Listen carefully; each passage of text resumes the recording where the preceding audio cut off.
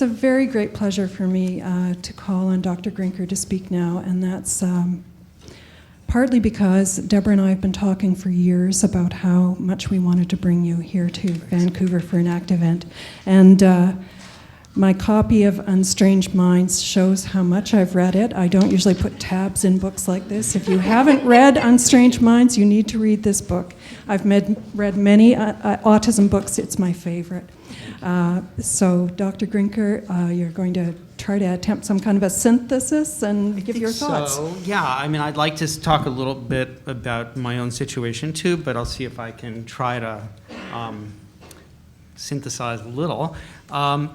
I had no particular plan in what I would talk about, but one of the things that struck me was just how open everybody is on this panel. I really respect that, and everybody's so articulate, both emotionally and intellectually. And I'm particularly happy that there's another guy on the on the panel. You know, I mean, the thing about is my sort of epidemiological side of me is always counting, and they're like, I think 95%. Here of the participants here are female, and that's not unusual. You know, you go to any autism education conference, and there is that that gender skew.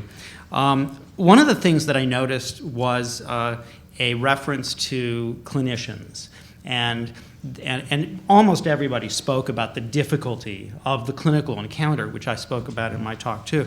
You know, I used to think that doctors were the smartest people in the world, until I married a doctor. But I have to explain that. I hadn't met that many doctors, you know, in any social sense. My wife's brilliant.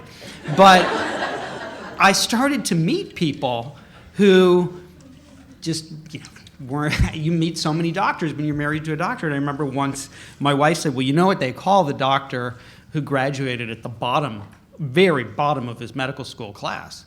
I said, what? And she said, doctor. So, anyway, I think there is one issue that does come up often in my interviews is a lack of concordance between ethnic, linguistic, racial concordance between family and clinician. And there are not a lot of Korean doctors who have training in autism. There are issues around concordance, and if you look at the literature, it does make a difference. And even if in my interviews I will ask people about that and say, do you want to be the same cultural group as your doctor? They say, no, it doesn't matter, it doesn't matter, it doesn't matter. And then after the group is breaking up and I'm heading to my car, people will come up to me and say, it matters. It does matter. People don't want to say that. I think that is a really important concern, the way in which we think about clinicians and their ability to connect with other families and to listen to them and not just think that this is a hierarchical situation where I have my idea and you have to do what I tell you. The risk of the doctor being accused of being authoritarian is not great. Because the person depends on the doctor, but the risk to the family of the doctor being authoritarian is great because it can mean that treatment is different, can mean that there's resistance and not understanding that a clinical encounter is really a dialogue that goes both ways. Another issue that I think came up was about marginalization, and it probably warrants discussing that term a little bit in your future conversations. What does it mean for somebody to be marginalized? What does it mean for somebody to experience stigma? If you don't localize what that means, then you can fail to understand the particularities. So for me, being marginalized, I felt marginalized in 1993, 1994 when my daughter was first being recognized for having difficulties, because at that time we couldn't get her into any play groups or to ballet class or any of these other sorts of things. And marginalization there meant a very different thing than being marginalized, say, linguistically, or being marginalized from a particular social network. It's important to understand that sometimes people often marginalize themselves because putting up boundaries can be protective, and we need to be sensitive to that as well. I want to go back to the very first comment I made about the gender skew, just because that is also something that comes up frequently, and people talk about mothers and how mothers tend to bear the burden of responsibility.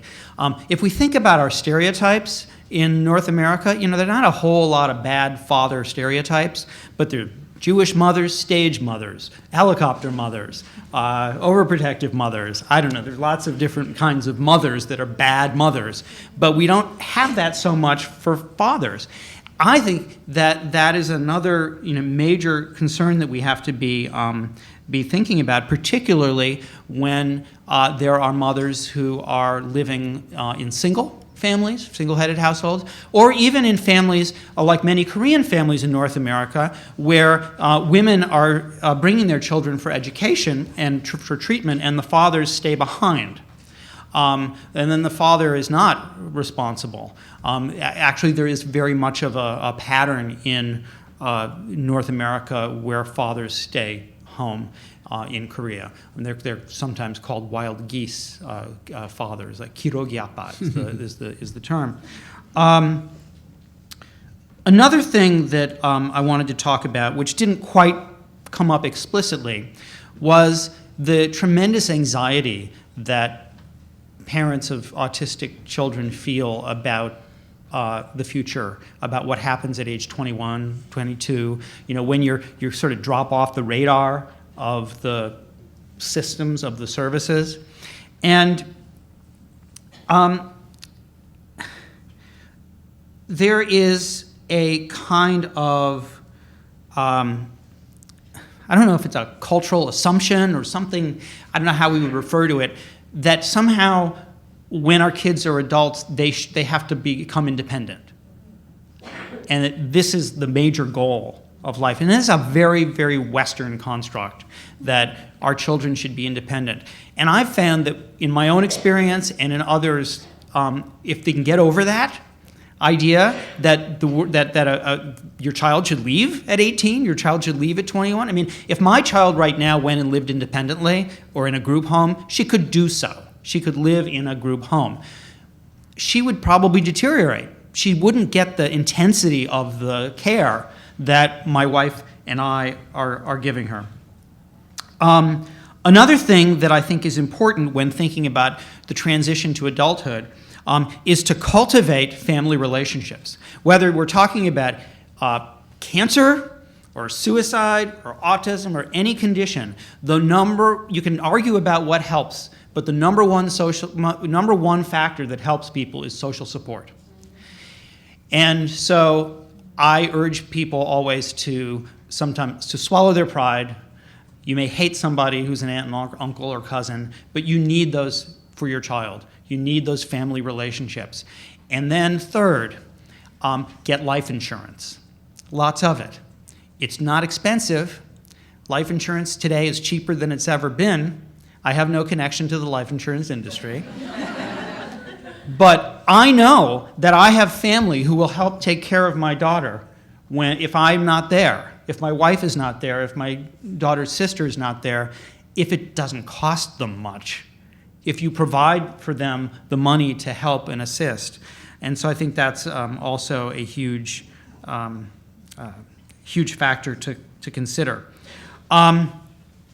The other thing that I wanted to say finally is, the final general point is that grandparents and others are very important. And when we think about translation of documents, when we think about reaching out linguistically, sometimes it's not the parents of the person of the child that need as much help as the broader family. And a lot of the pain that comes to parents over having a child with a disability is not so much pain that comes from the child, who they love and they're going to care for no matter what, because it's their kid, right?